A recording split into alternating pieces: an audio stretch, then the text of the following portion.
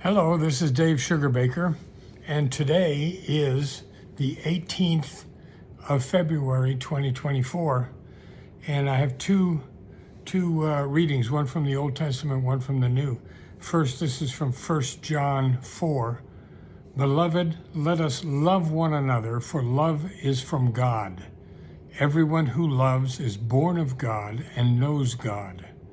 Whoever does not love does not know God, for God is love. God's love was revealed among us in this way. God sent his only Son into the world so that we might live through him. Second reading is from Exodus, third chapter. Moses was keeping the flock of his father-in-law, Jethro, the priest of Midian. He led his flock beyond the wilderness and came to Horeb, the mountain of God. There the angel of the Lord appeared to him in a flame of fire out of a bush. He looked, and the bush was blazing, yet it was not consumed. Then Moses said, I must turn aside and look at this great sight and see why the bush is not burned up. When the Lord saw that he had turned aside to see, God called to him out of the bush, Moses, Moses. And he said, Here I am. Then God said, Come no closer. Remove the sandals from your feet, for the place on which you are standing is holy ground. I ran across a quote from A. Milne. His beloved character Winnie the Pooh says, I always get to where I'm going by walking away from where I have been. In one way, that's an incredibly simple statement. That's how we all get to whatever's next in our lives, right? But in another sense, Pooh is being quite wise, because walking away from where we have been can be one of the hardest assignments that we face. Sometimes walking away from where we have been is really incredibly difficult. In a parallel statement of the obvious, Pooh says, You can't stay in your corner of the forest waiting for others to come to you. You have to go to them sometimes. Having been captured by Pooh quotes, I looked up some others. Pooh has a lot to say about friendship and love. He also has a lot to say about the importance of lunch.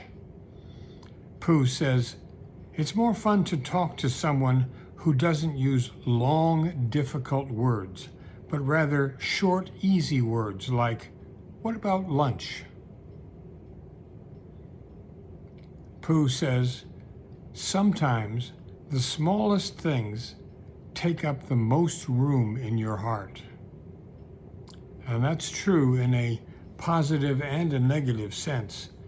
Sometimes a small barb or a criticism or a slight gets stuck in our heart, and it's kind of like a rock in our shoe.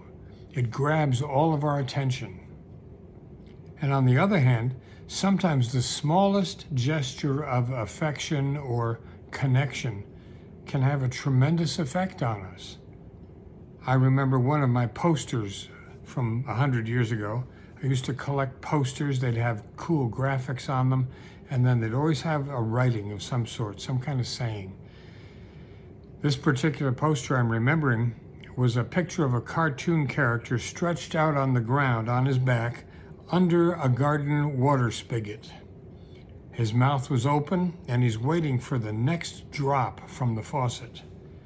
And the saying on the poster was, I can live for 2 weeks on one good compliment. Pooh's definition of love was this: Love is taking a few steps backward, maybe even more, to give way to the happiness of the person you love. I'm going to read that again. Love is taking a few steps backward, maybe even more, to give way to the happiness of the person you love. The Apostle Paul's love chapter is perhaps the best thing Paul ever wrote. For me, it's not only a great description of love, it's an outline of the nature of God, if we believe that God is love. From the outset, Paul positions love as the greatest attribute of the child of God. It's what sets him or her apart from others. Speaking in tongues?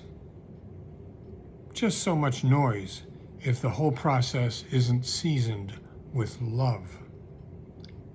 Prophecy? Penetrating all mysteries and possessing all knowledge? All of it's meaningless if it doesn't come from love. In fact, having incandescent faith, as Paul says, so as to remove mountains, unless it's infused by love, it amounts to nothing. And finally, if I put together a self-sacrifice with the intention of going out in a blaze of publicity and attention, but I come up short on love, it's all meaningless. Now, Paul doesn't go on to say this explicitly, but forgiveness that does not arise from love is really shallow. Worship, when you're still holding a grudge against your brother or sister, is a useless sham. Righteousness that really boils down to a kind of tight-lipped following of all of the rules is absolutely backwards, according to Jesus.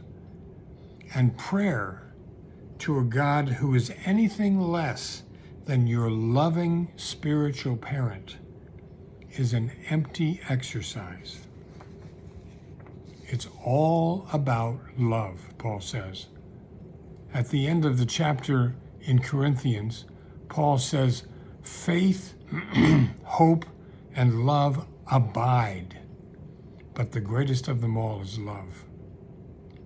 So, what comes up for me is exactly how is our faith permeated by love? And furthermore, how is hope powered by love? Now, I haven't gotten those answers, but I'm going to give it some more thought. So, what does love look like? That's another way of asking, what does God look like? Love is patient. Love is kind. Love is not envious or boastful or arrogant or rude. Love does not insist on its own way. It's not irritable or resentful. It does not rejoice in wrongdoing, but it delights in the truth.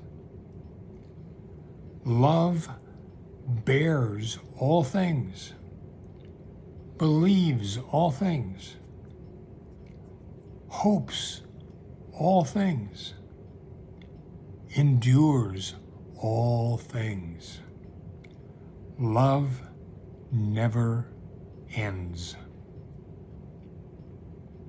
So, if you witness love, if you see love at work, take off your shoes, for the ground on which you stand is holy ground. Now, God bless you. Have a good week. Take care of yourself. And if you find value here, I hope you pass it on. Thanks.